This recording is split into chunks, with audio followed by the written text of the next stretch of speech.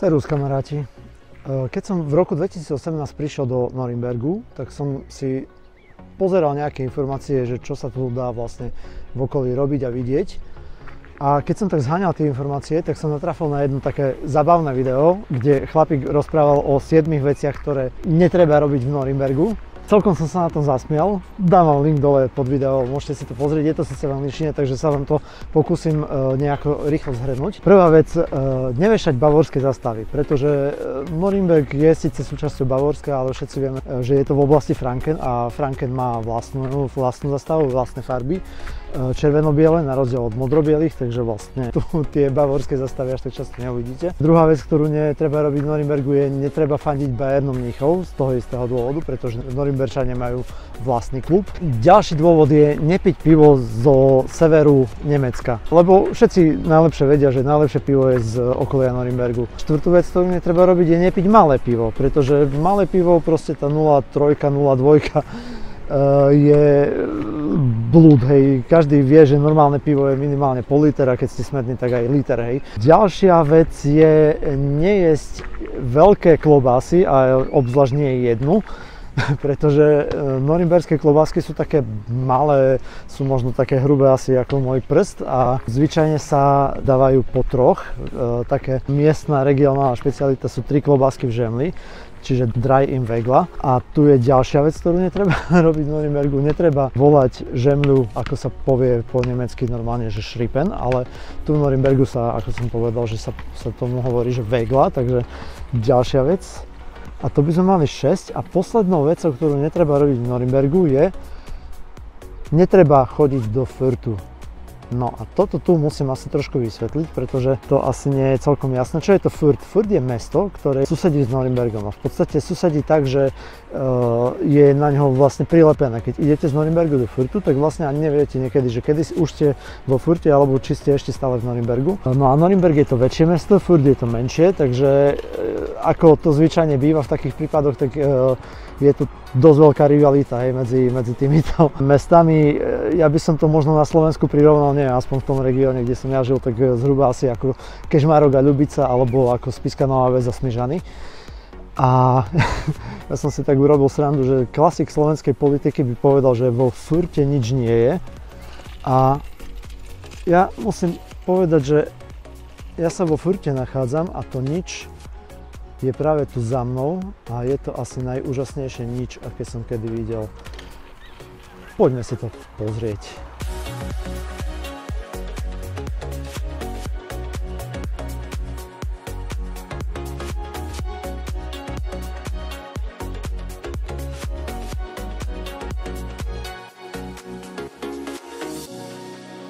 Trošku kontextu k tomuto miestu. Nachádzam sa v tzv. Südstadtpark, to znamená park v južnej časti mesta vo Fürthe. Je to veľká otvorená plocha, veľký park, ktorý tu vznikol potom, ako v 90. rokoch odtiaľto odišla jednotka americkej armády. V podstate v 95. odtiaľto odišli a ten priestor bývalých, myslím, že to boli kasárne alebo niečo také, tak vlastne bolo treba niečím nejako využiť alebo nejako s niečím zaplniť. Tak sa rozhodli, že tu vlastne urobia park. Vypísali na to urbanistickú súťaž. Vyhral takýto zaujímavý návrh, ktorý rátal s tým, že v strede tohto priestoru bude veľká zelená plocha s minimum stromov, otvorený priestor. No a po okraji bude plniť funkcie na vyplnenie rôznych aktivít v rámci voľného času.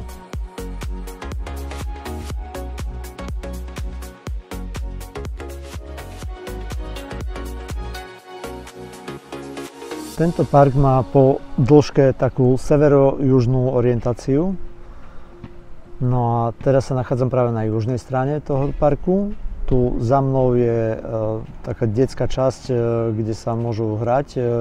Je tu vlastne basketbalová stena, z druhej strany je lezecká stena a potom je tam taký menší skatepark.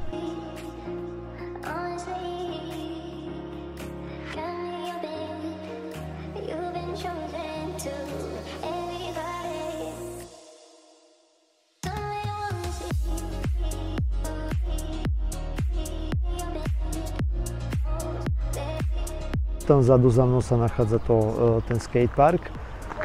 Tu potom sa nachádzajú stoly, kde si môžu ľudia zahrať ping-pong. A potom tu vzadu nevidím to presne, ale sa mi zdá, že táto tu budka, to je vlastne, sú tam toalety pre tých, ktorí to majú domov ďaleko.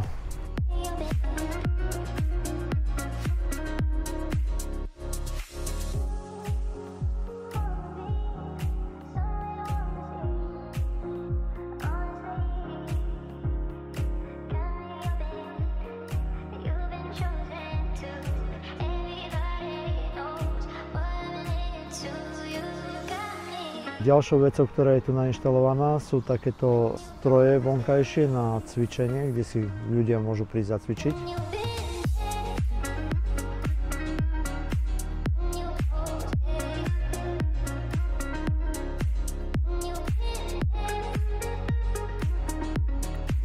No a celý park, ako tu vidíte za mnou, je celá vlastne tá zelená plocha je takto zapustená do zeme, zhruba asi takého pol metra alebo až meter. Podľa mňa to má jednoduchý a praktický dôvod a to je ten, že pokiaľ tu v tomto parku ľudia hrajú futbal napríklad, no a lopta im ako zdrhne niekde, hej, že ju odkopnú, tak vlastne ona príde na koniec tohto parku a pomaly sa vlastne vykotúľa hore týmto kopečkom a tam sa spomalí, hej, čiže alebo sa buď vráti naspäť na tú zelenú plochu, alebo nezajde až tak potom ďaleko, hej, do tej obytnej zóny alebo na cestu.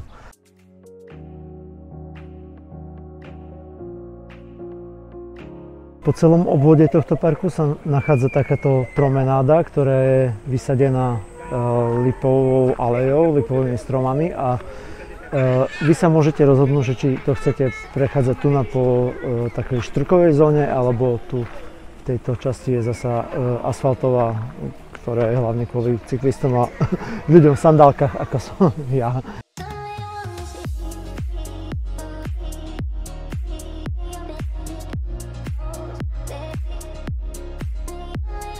Zhruba v strede tohto parku sa nachádza takéto miesto, kde tu za mnou je také námestíčko, ktoré tak križuje tento park. Je tu taká fontánka alebo proste priestor s vodou, kde sa môžu deti omočiť a trošku schladiť v horúcich letných dňoch.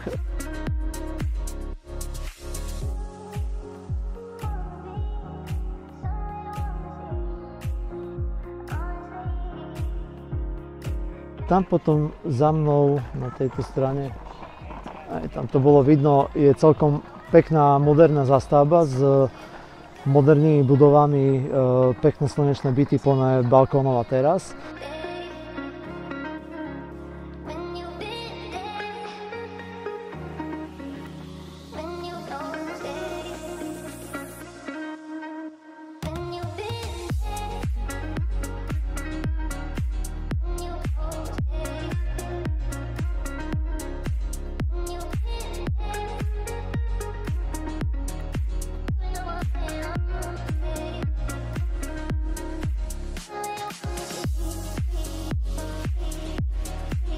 Vôbec by som sa nehneval, keby som tu nabýval, aj keď by to bolo vo furte, ale celkom by sa mi to asi páčilo.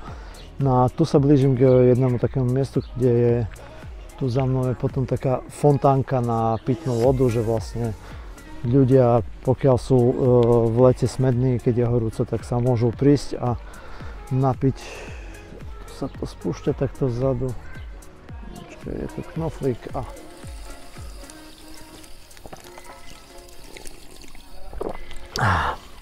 takže asi takto.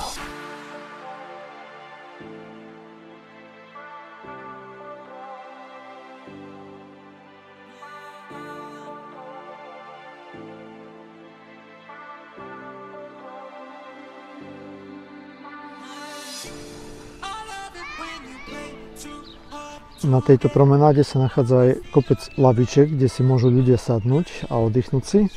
Ale pokiaľ si nechce sadnúť na lavičku, tak sa napríklad tu v tomto mieste nachádza také schody.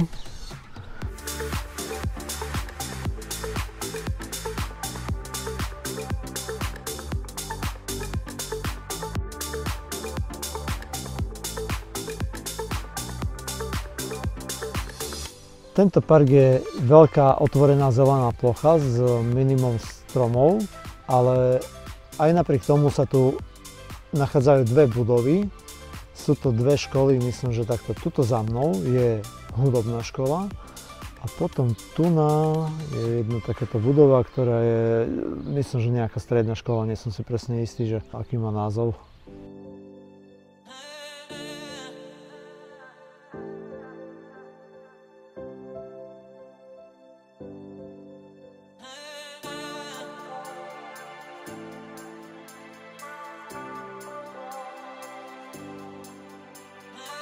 Tu ako sú tieto schody na kraji toho parku, tak sa tu asfalt takto zvažuje dole týmto svahom a je to kvôli tomu, že keď študenti, ktorí chodia do školy na bicykli, tak aby nemali zbytočne ťažkú prechádzku.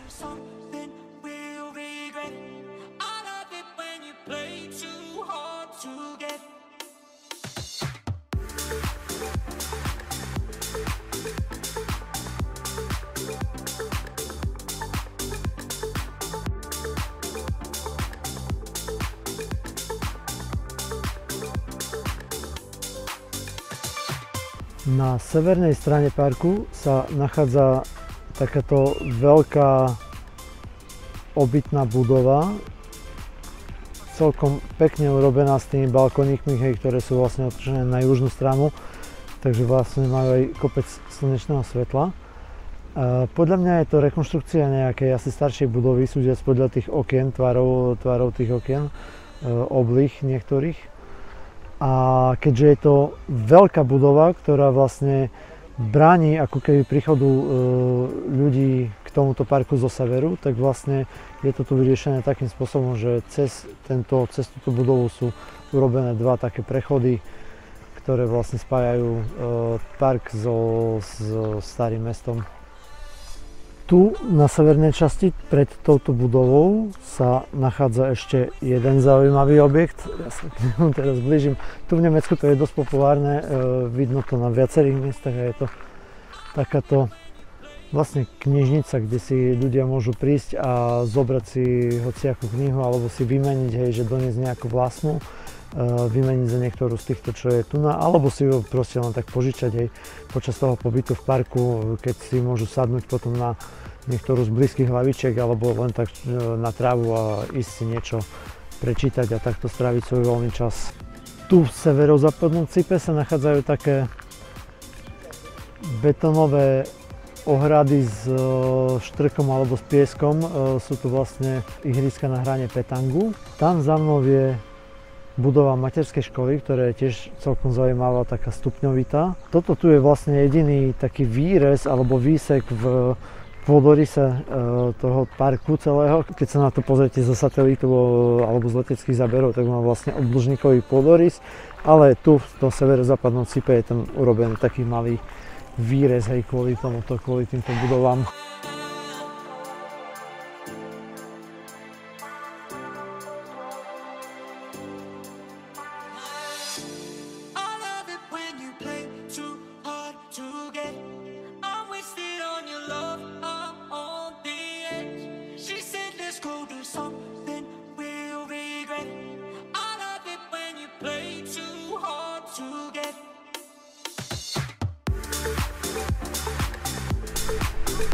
V tomto parku a hlavne v jeho okolí sa nachádza viacero detských ihrisk, ale asi najnavštevovanejšie je toto tu za mnou.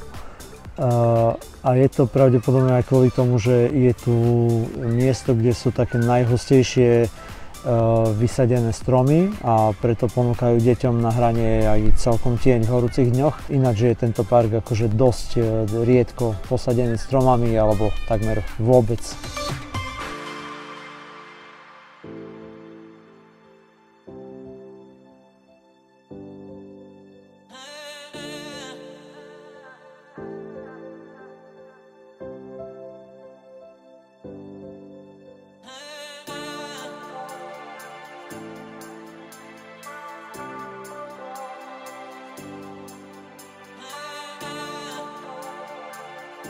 Parku a v jeho okolí sa nachádza niekoľko umeleckých diel, ako napríklad táto gorila.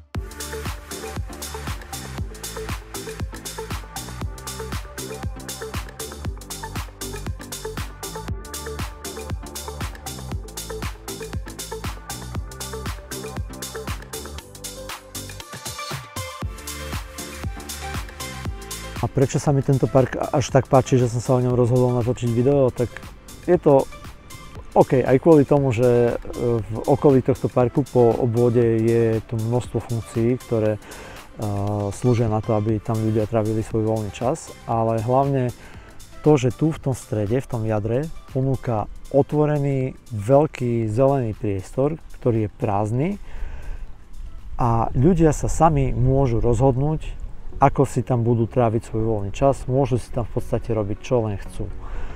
A toto tu je podľa mňa akože úžasná myšlienka, pretože je to excelentné vyjadrenie tej atmosféry slobody, ktorá tu po páde železnej opony vznikla.